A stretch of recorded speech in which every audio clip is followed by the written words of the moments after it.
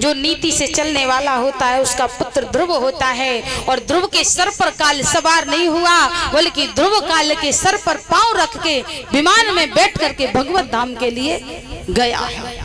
लेकिन और एक बात, विमान में बैठ करके तो गया, पर ध्रुव से भी एक गलती हो गई।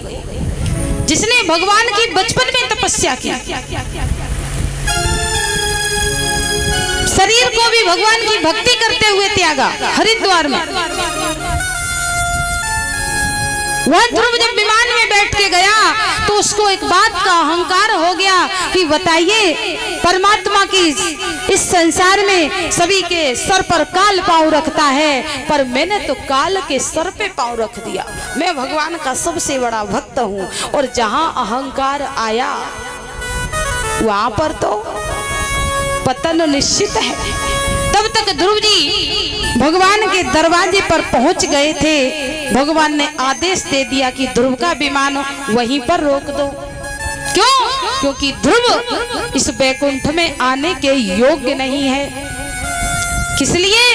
तो कहें केवल अहंकार आ गया, इसलिए। भगवान सदा सर्वदा गर्वाहारी हैं। भगवान अहंकार तो फिर चाहे लक्ष्मी ही क्यों ना हो, उनका भी भगवान नहीं छोड़ते। आप कहें कोई प्रमाण, तो प्रमाण मिला है कि एक बार जब माता लक्ष्मी को अहंकार हो गया कि मैं तो लक्ष्मी हूँ, मेरे बिना संसार में कुछ होने वाला नहीं है, तो जहाँ अहंकार आया, एक बार माता पार्वती से इनकी भेंट हो गई। जब माता पार्वती से भेंट हुई तो माता पार्वती से ही इन्होंने कह दिया। देखिए, जब अहंकार सर चढ़ के बोलता है तो व्यक्ति ये भी नहीं समझ पाता है कि हम किससे बात कर रहे हैं और क्या कह रहे हैं। पार्वती जी से कहा, अरे बहन पार्वती, बड़े दिन में आई हो। बहन, हमें तो एक बात समझ में नहीं आती। माता, तुम ही ज्यादा ऐसी बातें करती हो। हमें तो एक बात समझ में नहीं आती कि तुम उस पर्वत पर कैसे रहती हो।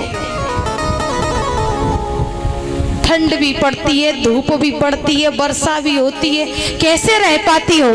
हाँ, पर एक बात है, गृहस्थी है। अब भोले बाबा तो कुछ कमाते धमाते नहीं है, तो घर वर भी बनवाए तो कैसे बनवाए?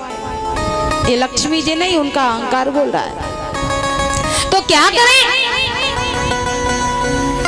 लक्ष्मी जी बोली, एक काम करो, हमें अच्छा नहीं लगता आप ऐसे रहती हो। क्या करें? बोले, आप मेरे घर से धन ले जाओ और आप अपना घर बनवा लो। पार्वती मैया को गुस्सा, अंदर अंदर जली जा रही है और मन ही मन में भोले बाबा को कोस रही है। बोले, आज खैर नहीं है। वहां से तो चली गई। जब माताओं का कोई अपमान करे ना तो खैर पति महाराज की नहीं होती है। हाँ, कहीं का भी गुस्सा हो, पति महाराज सस्ते पड़ जाते हैं, उन्हीं पे उतरता है पूरा गुस्सा और वे सर झुकाए सुनते रहेंगे। मजाल है कि आवाज निकल जाए। पता है क्यों ऐसा? क्यों है मालूम है? क्यों बताइए परीक्षित जी। जी रोटी नहीं मिले, हाँ, ये इन्हें मिलती नहीं है। सही है, अपना दर्द है, आज जवान पे आ गया कथा के माध्यम से। पर एक कारण इसका और भी है। माताएं गृहस्थी धर्म में भोजन बनाती है ना, नियम है कि भोजन स्नान करके रसोई में प्रवेश करना चाहिए। यहाँ पे तो खैर सभी करती हुई नहाए के, हमारे यहाँ एकाध कब यहाँ नहीं, यहाँ तो सब नहा के ही बनाती हैं। हमने देखा है गांव में, हम रात में सुबह 4 बजे गए थे। कहने का मतलब है कि जब भोजन बनता है तो भोजन बनाते समय एक नियम है कि पहली रोटी गाय की और आखिरी रोटी कुत्ते की। ठीक है, पर न पहली रोटी गाय को मिलती है ना आखिरी रोटी कुत्ते को मिलती है। पहली रोटी पति महाराज की थरिया में जाती है, आखिरी रोटी माता देवी जी की थरिया में जाती है। और भारी और बनाए, 4 रोटी की 1 रोटी। बोले काहे? बोले माए को भारी रहे, ससुराल में आग लग जाए। माए को भारी बनो रहे। अब पहली रोटी किसकी है बोलो? गाय की। और जब किसी के सीधेपन की बात कही जाती है तो गाय का प्रमाण दिया जाता है, बोले एकदम गाय के समान सीधा है, कहा जाता है ना। तो पहली रोटी खाई पति महाराज ने, तो वो तो गाय की तरह सीधे हो गए, चाहे कुछ कहो सर झुकाए सुनते रहे। और आखिरी रोटी किसकी है बोला करो? कुत्ते की। वो खा गई देवी जी। देखो हम नहीं कह रहे हैं, जो बात आ रही है वो बता रहे हैं, बाकी आप समझो हम काहे को कहें भाई। हाँ मानो हम कह भी दे तो यहाँ ममानो है, और ननिहाल में बड़े हिसाब से रहना पड़ता है, जाने को आए कि कहा कर दे। हाँ तो लास्ट वाली रोटी खाई देवी जी ने, और वे लगी है और वे सुन रहे हैं गोविंद भगवान की। और जब कुत्ता बुलवे पे आ जाए तो मजा लाठियों के मारे नहीं चुप होते हैं। और नहीं तो तुम चुप करवाए के देख लियो। भगते जाएंगे, बोलते जाएंगे, भगते जाएंगे, भौंकते जाएंगे। तो अब असर है, किसी का हिस्सा खाओगे तो असर तो आएगा ना, इसीलिए ये दशा है। इसलिए देखो जिनके घर में रोटी न दी जाती हो, आज से कितना जाएगा, एक लोई का आटा 2 लोई ही तो देनी है, और इस बहाने अन्न का दान भी हो जाता है। रोज कोई भंडारा नहीं कर सकता, रोज किसी को कोई भोजन नहीं करा सकता, पर इसी बहाने 2 रोटी निकल जाती हैं, ये हमारे हाथ से रोज ये पुण्य होता रहता है। इसलिए शास्त्रों में ये विधान बताए गए हैं। आज माता लक्ष्मी ने जब पार्वती मैया से कहा तो पार्वती मैया वहां से तो चली आई, लेकिन जैसे ही भोले बाबा को देखा और पार्वती मैया का पारा चढ़ गया। बोले तुम्हारी वजह से आज हमें इतना सुनना पड़ा। लक्ष्मी हमसे कह रही कि पैसे ले जाओ, धन ले जाओ, घर बनवाओ। हमने तुमसे कब कितनी बार कहा कि घर बनवाओ, घर बनवाओ, पर तुमने मेरी एक बात नहीं सुनी। और आज भोजन तब बनेगा जब घर बनने की बात निश्चित हो जाएगी। भोले बाबा बोले देखो लड़ो ना, जो बात हो वो बताओ। सारा वृतांत बताया। भोले बाबा हंसने लगे, बोले बस इतनी सी बात है। अरे लक्ष्मी जी ने तुम्हें धन देने की बात कह दी तो बुरा क्या किया? अरे साक्षात लक्ष्मी है, धन तो लक्ष्मी से ही आता है। तो बोले हमसे कह रही है? अरे आप त्रिलोकीनाथ हैं, आपके बारे में कहा जाता है धन धन भोलेनाथ आपके कौड़ी नहीं खजाने में, फिर भी 3 लोग बस्ती में बसाए, पर आप बसे वीराने में। उनकी पत्नी को तो भोले बाबा ने कहा क्या चाहती है? बोले पहले तो ये चाहते हैं कि लक्ष्मी जी को जो घमंड है वो चूर होना चाहिए, जो हमारा अपमान हुआ है उसका बदला लेना चाहिए।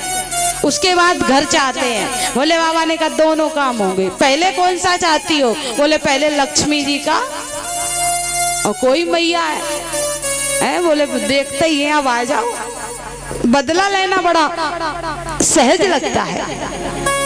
भोले बाबा ने कहा चिंता न करो, और भोले बाबा ने अपनी जटा से एक बाल उखाड़ के दे दिया और लक्ष्मी जी से कहा कि डिबिया में रख लो। जब डिबिया में रख लिया, पार्वती मैया बोली इसका क्या करें?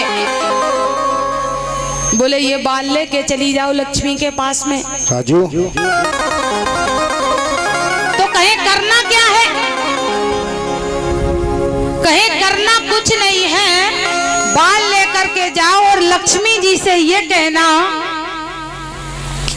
कि इसी के मुझे ज्यादा धन नहीं चाहिए। आपने हमारे मदद की बात कही है तो मैंने अपने पति महाराज से कही, और हमारे पति महाराज ने कह दिया कि लक्ष्मी अगर देना चाह रही हैं तो ज्यादा नहीं, हमारे इस जटा के बाल के बराबर ही आप उनसे सोना लेकर के आओ, इतने में ही हमारा काम हो जाएगा। इधर भोले बाबा ने भगवान विष्णु से मन ही मन में बात की कि लक्ष्मी जी का घमंड सर चढ़ के बोल रहा है, क्या करना चाहिए।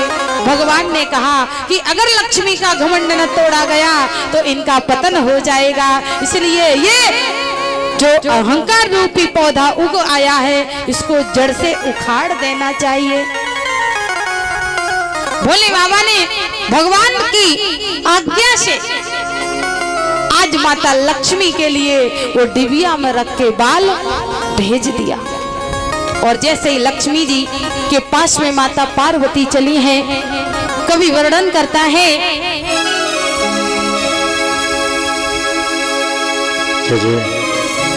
कि एक दिन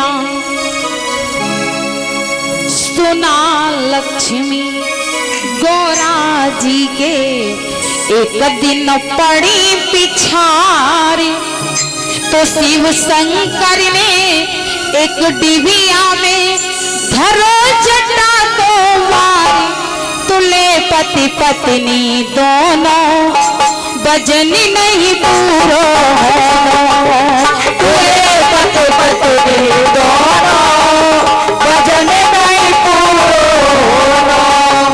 तुले पति पत्नी दोनों भजन नहीं पूरो, तुले पति पत्नी दोनों भजन नहीं पूरो। सुना लक्ष्मी गौरा जी के एक दिन पड़ी पिछाड़, शिव शंकर ने एक डिबिया में धरो जटा को मारी, तुले पति पत्नी दोनों भजन नहीं पूरो होना, तुले पति पत्नी दोनों भजन नहीं पूरो होना। जब पहुंची माता लक्ष्मी, जब बैकुंठ में पहुंची और कहा, अरे बहना मुझे जो आपने कहा था कि हम धन दे देंगे तो वो दे दीजिए। लक्ष्मी जी ने कहा कि काहे में ले जाओगे, तो बोले डिबिया निकाल के दी अपनी गांठ से कि ये डिबिया है इसी में ले जाए। बोली इस समय लक्ष्मी जी संकुचित हो गई, कहा डिबिया में भी नहीं, जो डिबिया में ये बाल रखा है ना इसी के बराबर हमको दे दो, और ज्यादा नहीं चाहिए। जैसे ही लक्ष्मी जी ने वो छोटी सी डिबिया देखी तो मन में विचार आया, और देख के छोटी डिबिया लक्ष्मी मन में सकुचाई, छोटी डिबिया लक्ष्मी मन में सकुचाई, देख के छोटी डिबिया लक्ष्मी मन में सकुचाई, छोटी डिबिया लक्ष्मी मन में सकुचाई, बोली क्यों ना बड़ो सो तुम बक्सा संग में लाई, बोली क्यों बड़ो ना तुम बक्सा संग में लाई, बोली क्यों ना बड़ो सो तुम बक्सा संग में लाई, बोली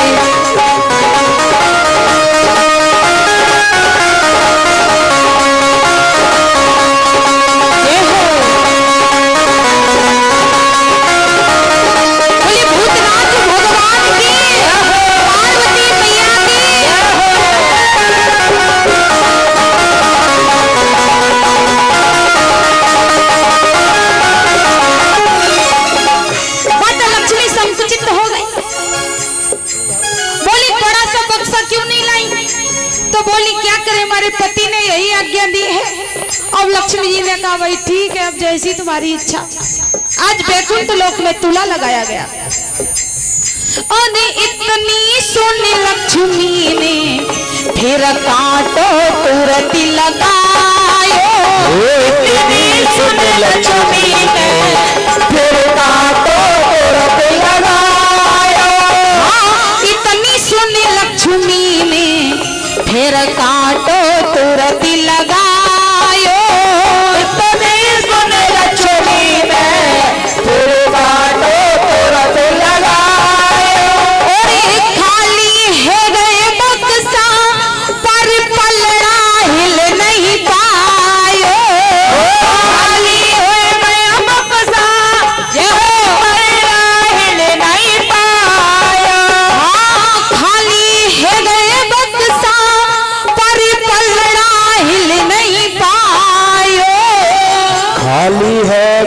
बक्सा पर पलड़ा नहीं पाए। तो कहा लक्ष्मी जी ने अपने सर के जो सोने के कांटे लगा रखे थे ना,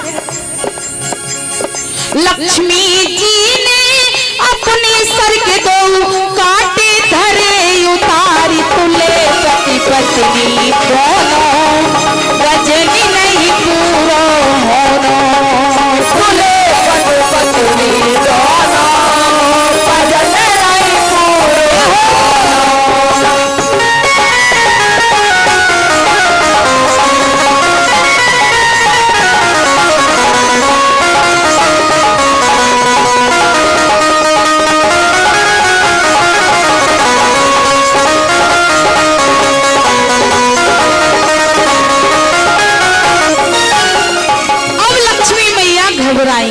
क्यों? जितना भी धन संपत्ति थी बक्सा सब खाली हो गए। अब एक तरफ वो जटा का बाल है और एक तरफ लक्ष्मी जी का खजाना है। यहाँ तक कि जेवर भी उतार उतार के रख दिया। सर में कांटे बचे थे वो भी रखने पड़े, शायद थोड़ा ही उचक जाए, पर नहीं हिल रहा। लक्ष्मी जी मन में सोच रही, पार्वती सच बताओ ये बाल ही है ना? ये कैसा बाल है कि नाल है? पूरा खजाना खाली हो गया और पलड़ा हिल भी नहीं रहा, उठने की तो बात अलग है। लक्ष्मी मैया भागी और भगवान विष्णु के पास में पहुंची। भगवान ने कहा क्या हुआ? बोले महाराज गजब हो गया। क्या हुआ? बोले ऐसे ऐसे लक्ष्मी और पार्वती जी आई थी, हमने अब पूर्ति नहीं हो रही है। भगवान ने कहा तो तुमसे कहा किसने था देने के लिए? अब कह दिया है। अरे तुम तो साक्षात लक्ष्मी हो भाई, हम क्या कर सकते हैं, दे दो। बोले महाराज यही तो समस्या है, वो भोले बाबा ने बाल दिया है, पता नहीं बाल है कि नाल है, जरा परीक्षण कर लो चल के। भगवान ने कहा नहीं नहीं तुम लक्ष्मी हो, तुम खुद ही पूर्ति कर दो जाके। तो लक्ष्मी मैया आज लज्जित होकर के भगवान विष्णु से बोली हैं, प्रभु अब कुछ बचा नहीं है, खाली है गए बक्सा सब खाली भयो खजानो। खाली है गए बक्सा सब खाली हुए खजानो। खाली है गए बक्सा सब खाली भयो खजानो। खाली है गए बक्सा सब खाली भयो खजानो। लक्ष्मी जी ने अपनो धर दियो उतार के गहनो। लक्ष्मी जी ने अपना सब धर दियो गहनो उतार। कहा आप मुझे देख रहे हो, मैंने सारे आभूषण भी रख दिए। अरे हमने प्रभु जी अपनो धर दियो उतार के गहनो। हमने प्रभु जी अपना और धर दियो गहनो उतारो। तो भगवान ने कहा क्या करें? बोले चलो। और वो माता लक्ष्मी हाथ पकड़ के खींच करके लेकर के आई उसी तराजू के पास में। भगवान ने कहा कि तुम साक्षात लक्ष्मी हो, बैठ जाओ।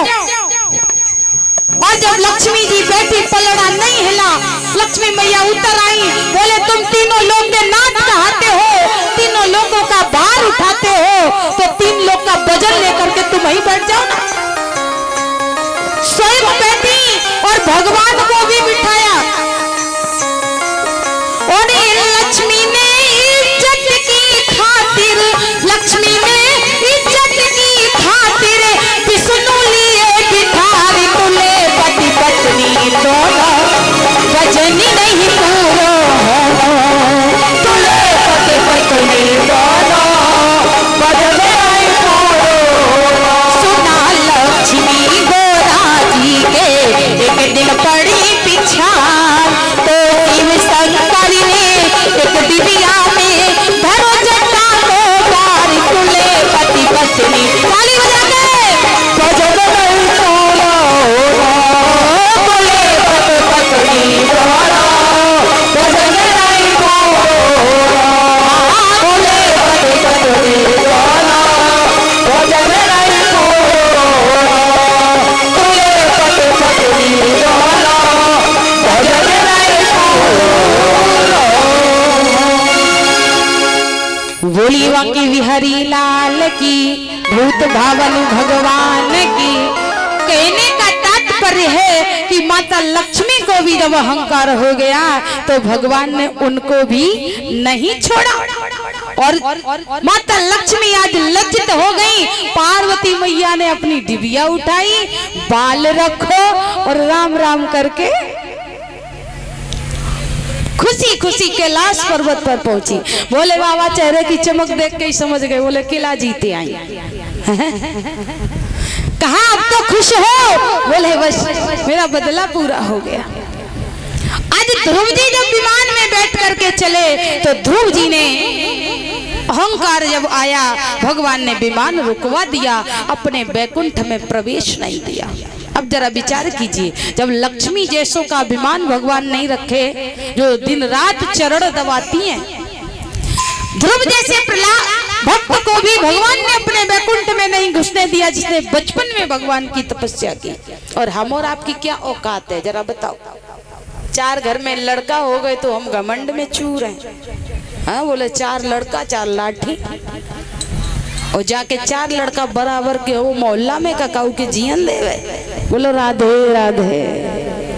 हैं जरा सा पैसा बढ़ गया तो भी सीधे मुंह बात नहीं कर रहे, हम घमंड में चूर हैं, पर ऐसा नहीं करना चाहिए। तो आप कहें कि जब ध्रुव जी को भगवान ने बैकुंठ में प्रवेश नहीं दिया तो ध्रुव जी का क्या हुआ? आज जो ध्रुव तारा उत्तर दिशा में देखते हो ना, ये बैकुंठ का दरवाजा है, ऐसा विद्वानों का मत है। भगवान ने वहीं पर एक सुंदर से ध्रुव लोक की स्थापना की, वहीं पर ध्रुव जी को राजा बना दिया। भक्ति कभी विफल नहीं जाती है, पर अहंकार के कारण भगवान अपने धाम में प्रवेश नहीं दिए। ये ध्रुव की कथा से शिक्षा मिलती है। तो शिक्षा ये मिलती है कि अभिमान नहीं करना चाहिए, जिसने अभिमान किया है उसका पतन हुआ है। दूसरी बात, ध्रुव जी की कथा से शिक्षा मिलती है कि 5 वर्ष के बालक ने भगवान को 6 महीने की तपस्या में प्राप्त कर लिया। 6 नहीं बल्कि 5 महीने में। भागवत जी में 5वें महीने की बात आई है, 6ठा महीना तो आया ही नहीं है, लेकिन फिर भी बताया जाता है कि 6 महीने, चलो 6 ही मान लो आप। चलिए ध्रुव जी ने तो राज्य के लिए, पिता के लिए भगवान का नाम लिया। ध्रुव सगिलान जपेऊ हर नाऊ और पायऊ अचल अनुपम ठाऊ। ध्रुव जी ने तो गिलानी के साथ, मतलब माता मौसी माता से बेइज्जती हो गई तभी तो जंगल में गए। लेकिन एक ऐसा भक्त हुआ है जिसने निस्वार्थ भगवान का भजन किया है, वो भी 5 वर्ष का है, नाम है प्रहलाद। ये 4th स्कंद में आपने ध्रुव चरित्र को श्रवण किया। 5वें स्कंद में नरकों का वर्णन आता है। जब नरकों का वर्णन सुना, कहीं सुखदेव जी महाराज ने जब राजा परीक्षित को 27 नरकों का वर्णन सुनाया तो परीक्षित जी थर थर कांपने लगे। कारण कारण ये था कि 27 नरकों में मनुष्य के किया हुआ कोई ना कोई ऐसा कर्म था जो किसी ना किसी नरक में ले जा रहा था। कहा है जो नरकों का वर्णन सुनाया है, रौरवो महारौरवो वाकुम विपाका काल सूत शिपो प्रवतम सूकर मुख अंधकूपः प्रमि भोजन संदसः इत्यादि नरकों का वर्णन किया। तामिस्त्र अंध्र तामिस्त्र रौरव महारौरव कुंभिपाक काल सूत्र असी पत्रवन सूकर मुख अंधमुख क्रमि भोजन संदंश तप्त मूर्ति वज्र कंटक शालमली वैतरणी पुयोद प्राणरोध इत्यादि 27 नरकों का वर्णन किया है। कहीं कहीं 28 नरकों का भी वर्णन आया है। अब अच्छा ये नरक कैसे मिलेंगे? तो कहा कि जो पुरुष दूसरे के धन को संतान अथवा स्त्री का हरण कर लेता है, चुरा लेता है, उसे यमदूत भयानक काल पाश में बांध करके वलात ही तामिस्त्र नामक नरक में झोंक देते हैं और वहां पर अंधकार ही अंधकार होता है। अन्न जल देखने के लिए नहीं मिलता है। डंडे मार मार करके भय दिखा करके जीव को वहां पर पीड़ित किया जाता है। दूसरा बताया, कहा कि अगर कोई व्यक्ति किसी पुरुष को धोखा देता है, धोखा देकर के उसकी पत्नी का भोग करता है, तो उस पुरुष को अंध तामिस्त्र नामक नरक में डाल दिया जाता है। इसी प्रकार से बताया, जो पुरुष इस लोक में केवल अपने शरीर का ही पालन करता है, अपनी स्त्री अपने बच्चों के लिए ही केवल धन कमाता है, दूसरे प्राणियों के बारे में नहीं सोचता है, उस पुरुष को भी रौरव नामक नरक में डाल दिया जाता है। जब ऐसी बात परीक्षित ने सुनी, भैया किसी में सामर्थ्य है कि वो दूसरों को दे सके, तो किसी में नहीं है। कोई अपने परिवार का पालन पोषण ही मुश्किल से कर पा रहा है, और वो भी दूसरे के अगर परिवार बच्चों को नहीं देखता तो उसे भी नरक में जाना पड़ेगा। अगर ऐसे भयानक नरक में गिरना पड़ेगा। परीक्षित जी ने थर-थर कांपते हुए कहा, महाराज ऐसे हिसाब से तो इस संसार में कोई ऐसा बचेगा ही नहीं जो किसी न किसी नरक में न जाए। महाराज क्या इस नरक से बचने का कोई उपाय नहीं है? बताया है ना, भगवान का नाम,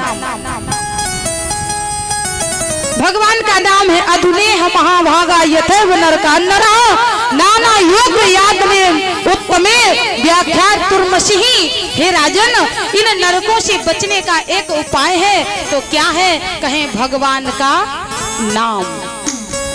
छठवां स्कंद नाम की महिमा का स्कंद है। इसमें भगवान के नाम लेने से ही व्यक्ति पाप से छूट जाता है। कहा, उदाहरण एक दिया है, कान्य कुब्जे द्विजा कश्यप दासी पति अजामिल।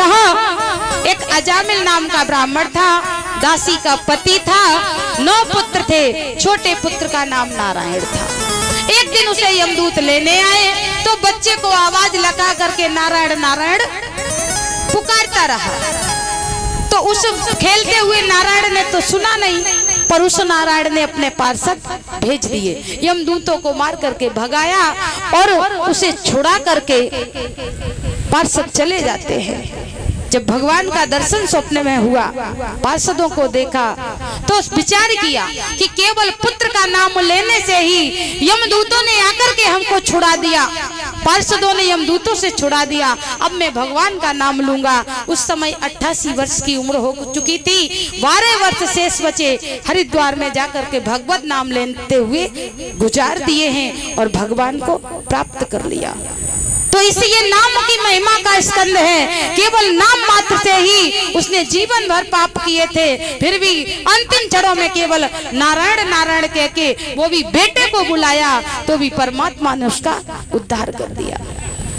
संत ने लिखा कि नामों की महिमा न खाली जाएगी,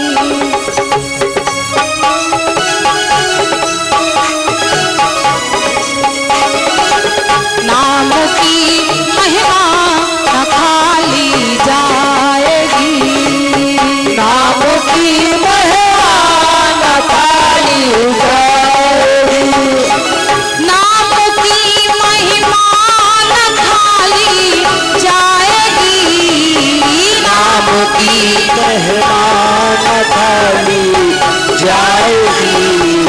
ये हवा यमुना असर दिखलाएगी, ये हवा अपना असर कर जाएगी, ये हवा यमुना असर दिखलाएगी, ये हवा अपना असर दिखलाएगी।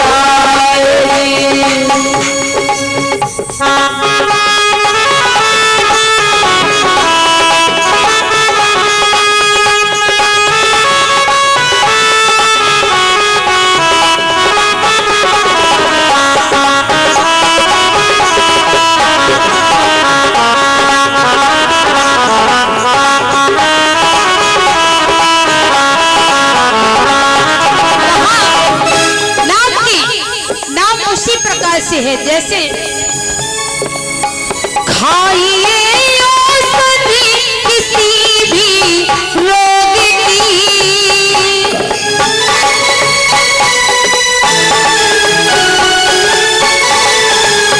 खाइए औषधि किसी भी रोग की,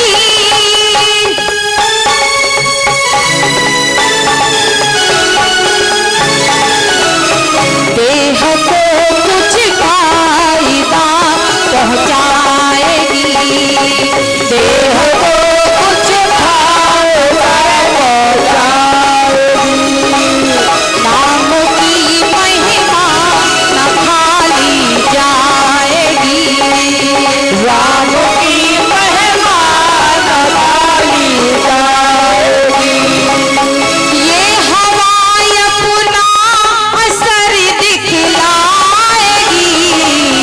ये हवा अपना असर दिखलाएगी, नाम की महिमा न खाली जाएगी, राम की महिमा न खाली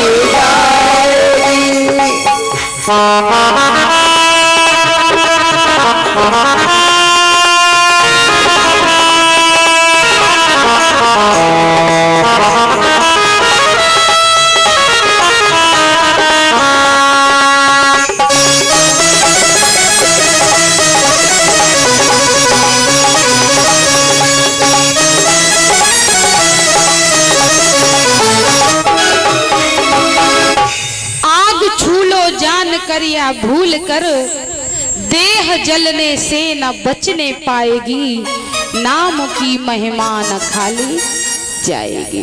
आग को चाहे गलती से छू लो और चाहे जान करके छू लो, पर आग का काम क्या है? जलाना, तो वो जला देगी।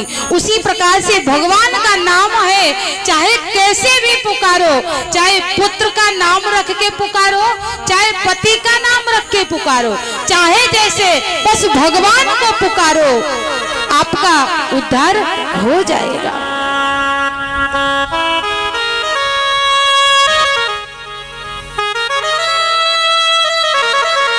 प्रसाद ले लीजिए पंडित जी।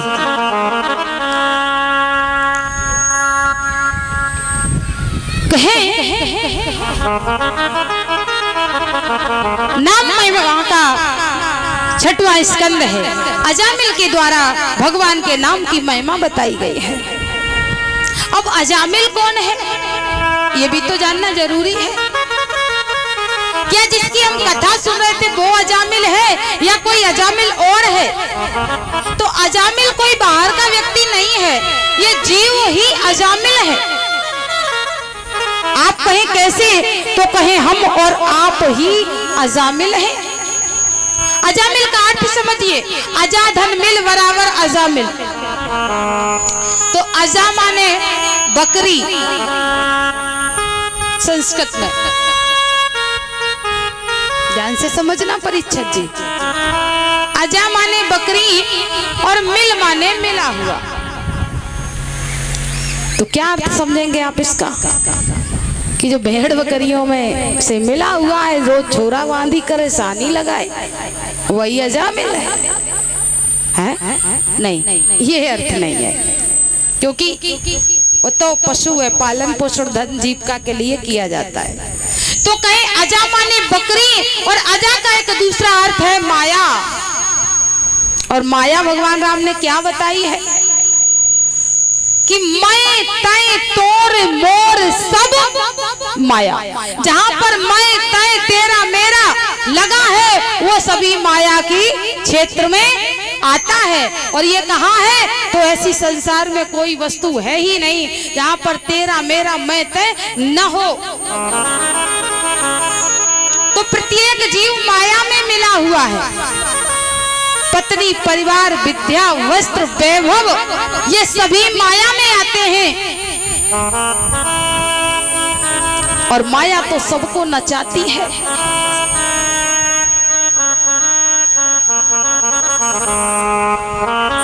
कि सबको नाची नचाई गई रे माया की चिड़ैया। सबको नचाती है। सबई नचावत राम गुसाई, और नचे कीर मरकट की नाई। भगवान अपनी माया से मनुष्य को सब नचा रहे। बोले कैसे, तो देखो क्या कहा, बोले कीर मरकट बंदर की भांति नाच रहा है मनुष्य। ये माया है। अजामिल जब तक जीवित रहा तब भी अजामिल रहा, और जब मर गया तो अजा का एक दूसरा अर्थ है, अज माने होता है ब्रह्म। जब मर गया तो ब्रह्म को प्राप्त कर लिया, तो अजामिल तो अजामिल ही रहा। अगर आप भी अजामिल बनना चाहते हैं, वैसे अजामिल तो है ही, क्योंकि माया पत्नी परिवार है तो अजामिल है, परंतु उस ब्रह्म को पाकर के अजामिल बनिए। बोले वाके बिहारी लाल की राधे राधे बोल श्याम आएंगे, आएंगे श्याम आएंगे, राधे राधे बोल श्याम आएंगे, आएंगे श्याम आएंगे, राधे राधे बोल श्याम आएंगे, आएंगे श्याम आएंगे।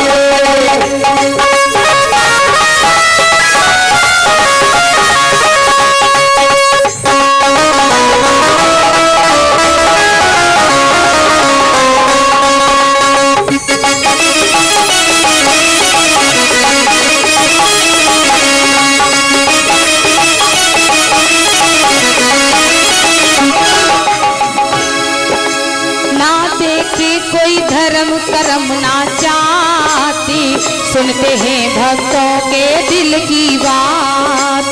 ना देखे कोई धर्म और जात,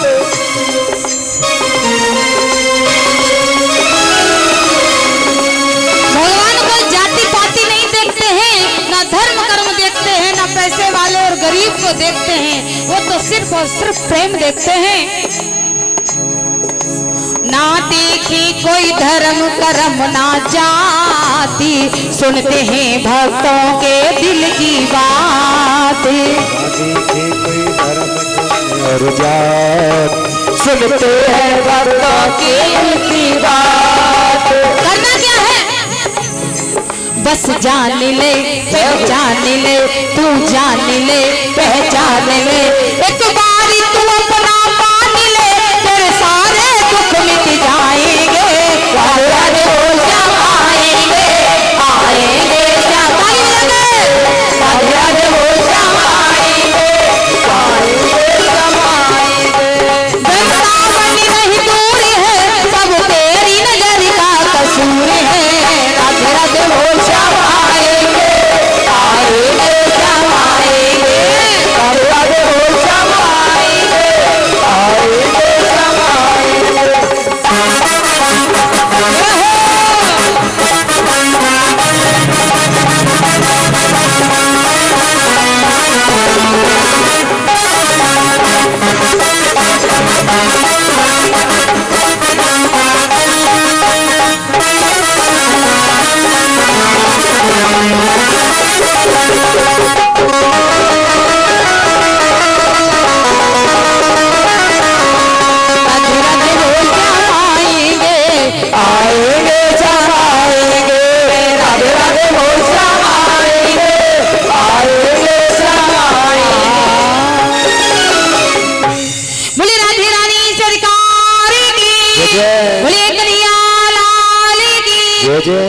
जयकारे में कमी हो गई है भाई।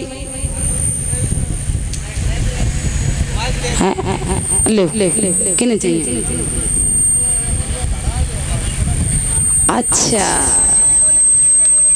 अच्छा चलो माना कि माइक लगा है, ठीक है, मेरी बात जरा गौर से सुनना सभी लोग। ये कहा कि तुम माइक में बोल रही हो इसलिए तेज आवाज है, इसका मतलब समझ लेना गौर से।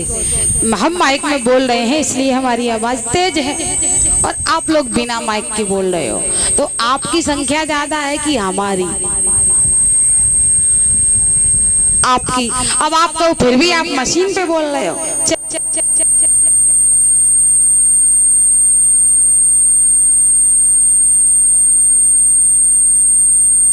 चालू करो फिर बताएं। चलिए ठीक, माइक हमारे पास लगा है इसलिए बात है। वो अभी यहाँ सर्प निकल आए, फिर हम खूब चिल्लाएं कि बैठे रहो बैठे रहो, और कोई हमारी सुनने वाला, तब तुम अपनी चले हो काहे? तब हमारी आवाज क्या ऊंची नहीं होगी? है एक बात बताइए, संसार की कमी है, मतलब यही विडंबना है कि जहाँ अपना फायदा आता है वहाँ दोनों हाथ करके खड़ा हो जाता है, और जहाँ अपनो घाटा हो धीरे से निकल जाए ना मुँह ना बतावे है। तो तेज आवाज में जयकारा लगाओ। देखो तेज आवाज में जयकारा लगाओगे लाभ मिलेगा। हम जानते हैं कि बिना लाभ का कोई काम आप लोग करना नहीं चाहते, बाद में बताएंगे, आज ही बता दो तो कल से शायद ना है। दोनों हाथ उठा के बोली सावरी सरकार की, बोली भागवत महापुराण की। अब लगा? अच्छा लगा? अच्छा आप बताओ लगा कि नहीं लगा? जब तक जयकारे में दम ना हो है। बहुत सुंदर, अच्छा लगा, हमें अच्छा लगा। हम तुम्हें अच्छो लगे सो हम करें, हमें अच्छो लगे सो तुम करो है। बोली राधे रानी सरकार की। सुखदेव जी महाराज कहते राजन परीक्षित, 6वें स्कंद में नाम महिमा का वर्णन आया है, और 7वें स्कंद में आती है वासना की कथा। तो कहें वासना की कथा 7वें स्कंद में है। अब आप कहें वासना तो सभी जानते हैं, वासना 3 प्रकार की होती है। कौन कौन सी? कहे सद वासना, असद वासना और मिश्र वासना। अब तीनों का अलग अलग वर्णन है। सद वासना पाई जाती है देवताओं के पास, असद वासना पाई जाती है दैत्यों के पास, राक्षसों के पास। मिली जुली वासना जो दोनों मिक्स हैं वो पाई जाती है मनुष्यों के पास। अब आपका इनका लक्षण क्या है? तो देखिए लक्षण हम बता रहे हैं और छटनी आप कर लेना। तो कहा कि जो देवता प्रवृत्ति के लोग हैं, जो देवता हैं, वो क्या कहते हैं कि देवों के मन का और यही निर्वेरा,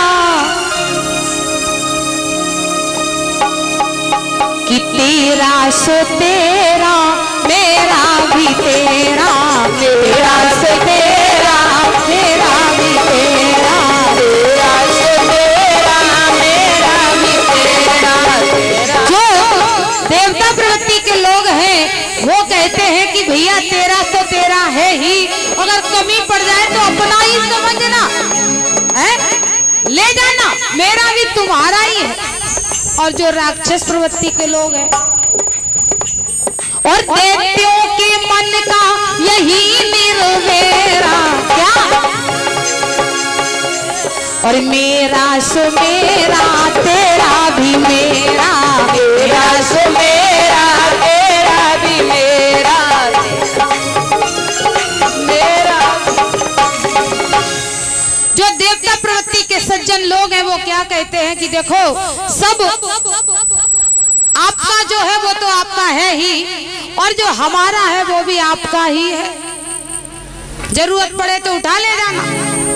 और जो राक्षस प्रवृत्ति के लोग हैं वो क्या करते हैं? तो कहें कि अगर आपने भी प्लॉट ले लिया और बगल से ऐसे ही दुष्ट व्यक्ति ने भी ले लिया और आपने सोचा कि कोई बात नहीं, पड़ा रहने दो, नींव न लगवाई, और उसने पहले अगर नींव लगाई तो एक वित्ती बढ़ा के भर ले। बोलो गोविंद भगवान की। उसका तो है ही, अगर आप चूक गए तो आपका भी समेट लेगा।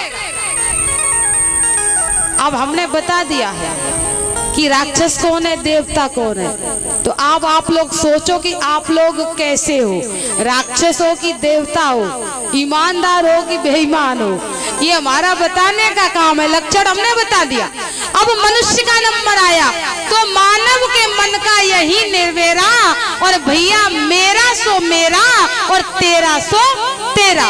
असली मनुष्य वही है जो ईमानदारी से अपना रख ले और तुम्हारा तुम्हें दे दे। और जहां पर ऐसा हो तो एक बात बताइए, क्या वहां पर कभी झगड़ा हो सकता है?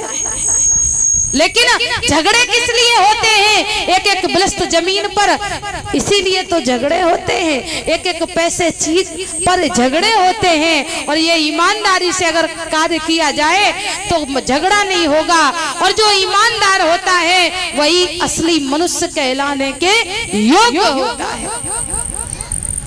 अन्यथा राक्षसों के सींग नहीं होते हैं, उसके कर्म से ही पता लगता है कि ये राक्षस है।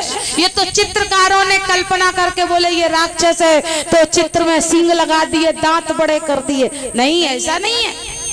जो दुष्ट होता है ना उसका चेहरा बताता है कि ये दुष्ट है। कहते हैं ना कि बड़ा बदमाश तो लग रहा हो, तो क्यों? क्योंकि वो कर्म करते करते उसके चेहरे हाथ पांव में वो दुष्टता छा गई है। सज्जन व्यक्ति उसके चेहरे से फूल झड़ते हैं, ये पहचान है। तो ये है वासना का स्कंद। कहे एक बार की बात है, जिस समय भगवान विष्णु ने हिरण्याक्ष का वध कर दिया तो हिरण्यकश्यपु ने अपने भाई का बदला लेना चाहा, और भगवान की तपस्या करने के लिए वह मद्राचल की तलहटी में चला जाता है भगवान की तपस्या करने के लिए। वहां पर जाकर के उसने भगवान की घनघोर तपस्या की, इतनी तपस्या की कि उसके शरीर से तेज निकलने लगा और शरीर पर दीमकों ने घर बना लिया, मांस को चुन लिया, हड्डी शेष बची है। मैंने कल बताया था कि पहले प्राण हड्डी में था, मांस ना भी रहे तो भी हड्डी में प्राण बसा रहता था। जब इतनी घनघोर तपस्या की ब्रह्मा जी की तो ब्रह्मा जी ने देखा कि अब तो जाना ही पड़ेगा। जब तीनों लोग उसके तेज से जलने लगे तो ब्रह्मा जी से देवताओं ने प्रार्थना की और ब्रह्मा जी आए।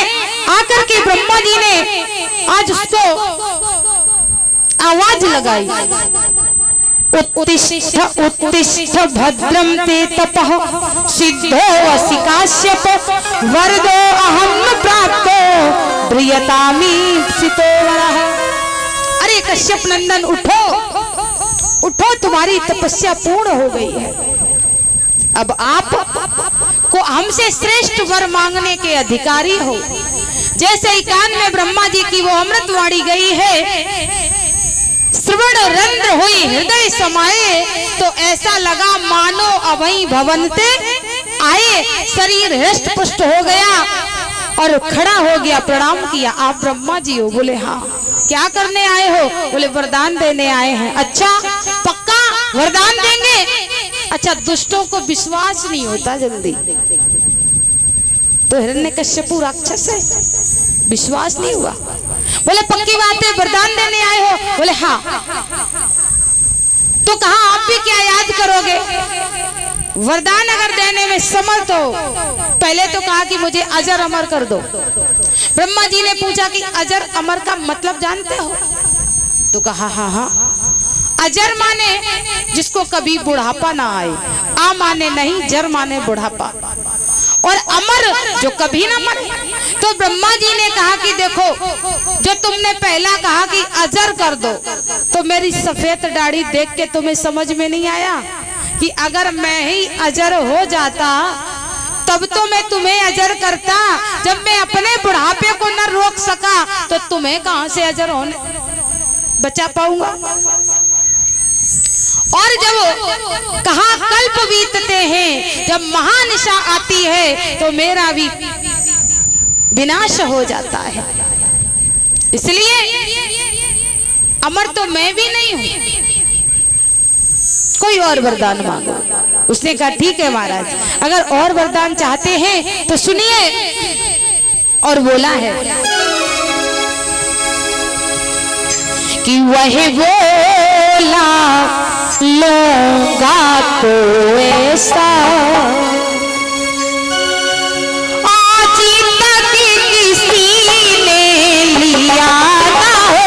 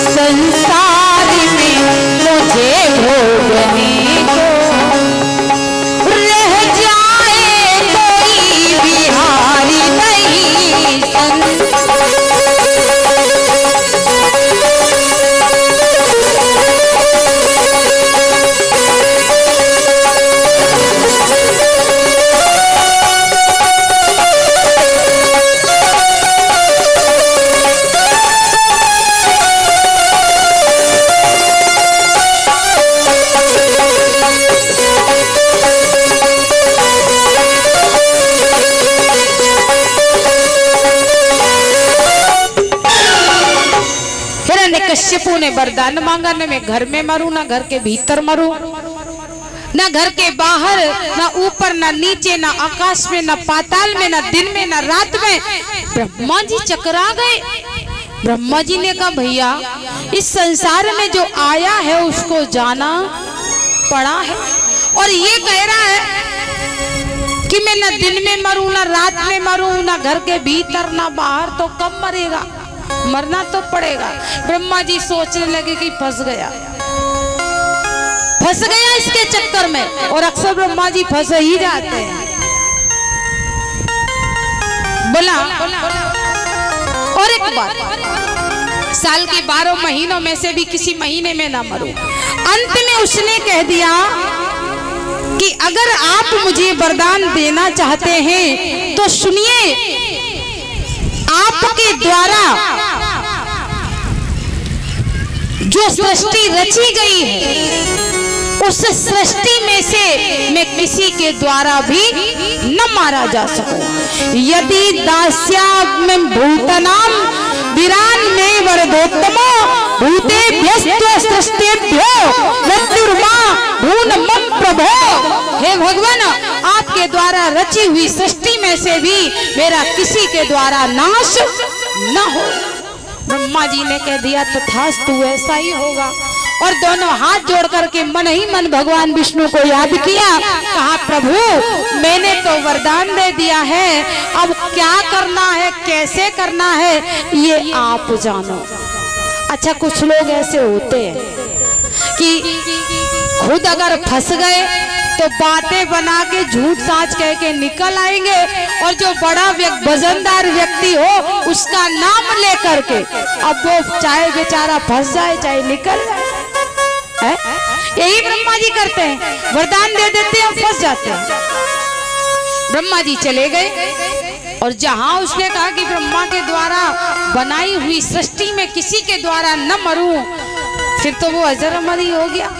जो राजा थे अपने आप शरण में आ गए, कुछ बच गए तो इसने जीत लिए, अब तो उसका राज्य चलने लगा। और सबसे पहला आघात हुआ महाराज संतों पर, ब्राह्मणों पर, गौ सेवा वालों पर। उसने ऐलान कर दिया, और ऐलान क्या किया है कि लइयो मनो बेरी को नाम को भूलना है, लइयो मनो बेरी को नाम को भूलना है, लइयो तोरी फेंको छापा दिल लगे लगइयो ना,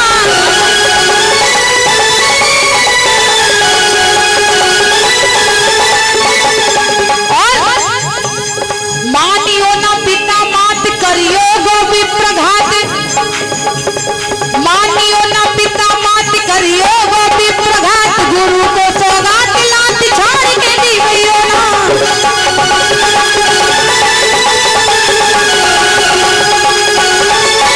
और कहो खइयो मांस मदिरा, कोई रोक नहीं है, खइयो मांस मदिरा, उड़इयो पुराण वेद, मानियो ना देवी देव हवन करियो ना, मानियो ना देवी देव हवन करियो ना, मानियो ना देवी देव हवन करियो।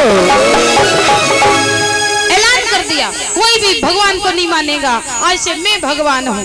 देखिए पहले समस्या ये थी कि जो राक्षस होते थे वो भगवान को नहीं मानते थे, और अब समस्या ये है कि इंसान अब ये खुद भगवान बन के बैठ जाते हैं। क्यों मामा जी, कितने भगवान बन गए, आज जेल में चक्की चला रहे हैं। नाम न लूंगी, हाँ थोड़ा गलत हो जाएगा, शायद कोई चेला बैठा हुआ है तो जगह नीचे आओ तब बते। हाँ और मैं एक बात और बताऊं, आपने नोटिस किया होगा कि जिसके नाम में राम लगा है, अब आप तो समझदार हो, हम काहे को कहें, जिसके नाम में राम लगा है वो अपने आप को राम समझने लगा है। और भगवान ने भी कृपा कर दी, बोले केवल दास बन करके रहो तब तो ठीक है, और तुम स्वयं हम ही बन के बैठ गए हो। तो भगवान ने ठिकाना दिखा दिया, बोले ये है तुम्हारी असली जगह। तो पहले राक्षस भगवान को नहीं मानते थे, हिरण्यकश्यपु ने भी भगवान को नहीं माना। समस्या जब सब लोग दुखी हो गए, एक और बात, हिरण्यकश्यपु हिरण्याक्ष दो भाई हैं, और इनके जन्म के समय की बात ये कही जाती है कि ये दोनों रोज 4 हाथ बढ़ा करते थे। गौर करना हमारी बात पर। जब बच्चा 1 साल में 2 अंगुल या 4 अंगुल जब बढ़ता है तो कभी कभी किन्हीं परिवारों में 2 जोड़ी कपड़े बनवाना मुश्किल पड़ जाता है। और जहां अगर बच्चा रोज 4 हाथ बढ़े तो हमारे हिसाब से चाहे अंबानी अडवाणी ही क्यों ना हो, कभी ना कभी तो कपड़े कम पड़ ही जाएंगे। मानो उस दिन बाजार बंद रहा और बच्चा तो 4 हाथ बढ़ गया, अब 1-2 अंगुल ऊंचा चल जाएगा। 4 अंगुल में बात हो तो ऊंचे पहने जा सकते, अब हाथ में बात हो तो आधा तो शरीर नंगा ही रहेगा। तो पैसे वाला भी उस बच्चे के भैया शायद कपड़े पूर्ति हमारे हिसाब से तो नहीं हो सकते। क्यों मामा जी, हो सकते हैं क्या? हो सकता है टेलर ही ना सिल पावे, हो सकता है उस दिन बाजार बंद रहे। तो कहें अब समझने की बात है, इसीलिए कहा कि भागवत क्लिष्ट है। और लोग क्या कह देते हैं, बोले पोपन ने लिखे पुराण बिन ज्ञान है ये की फूटी। और हम ये कहते हैं कि तुम्हें समझदारी ही नहीं है, तुम्हारी वहां तक पहुंच ही नहीं है। अब अंगूर लगे पेड़ पर, लोमड़ी उछल उछल के चली गई। जब चली गई तो उसने, किसी ने पूछा खाया ये अंगूर, तो उसने क्या जवाब दिया, बोले खट्टे हैं। कारण तोड़ नहीं पाई, तो वहां तक पहुंच गई है। भागवत समाधि भाषा में लिखी गई है। हमने अभी बताया था ना कि एक गाना बजाना जुड़ गया है, इसलिए सरल हो गई है। तो ये 4 हाथ बढ़ता ये, अब समझ लीजिए कि हिरण्याक्ष और हिरण्यकश्यप हैं कौन जो रोज 4 हाथ बढ़ते हैं। तो हिरण्यकश्यप और हिरण्याक्ष, हिरण्याक्ष जिस समय राजा हुआ उस समय प्रमाण मिला, भागवत में लिखा है कि पृथ्वी रसातल में डूब गई। और कहीं ये भी कहा कि हिरण्याक्ष पृथ्वी को लेकर के पाताल में चला गया। पृथ्वी कोई गेंद है, उठाई और भाग गए, या चटाई है कि लपेट के सर से रख के सो गए। ये ब्रह्मांड है, ये भूमंडल है, समझने की बात है। तो क्या लेके गया, तो पहले हिरण्याक्ष को समझिए। हिरण्य धन अक्ष बराबर हिरण्याक्ष। हिरण्य माने होता है सोना और अक्ष माने होती है आंख। जो आंख हमेशा सोने पर गड़ी रहे, कहने का तात्पर्य है जो सिर्फ धन को देखता हो वह साक्षात हिरण्याक्ष है, दूसरा कोई हिरण्याक्ष नहीं है। हिरण्याक्ष जो था ये लोभी प्रवृत्ति का था, यानी लोभ का दूसरा नाम ही हिरण्याक्ष है। आप चाहे 1 लाख कमाओ महीने में, चाहे 2 लाख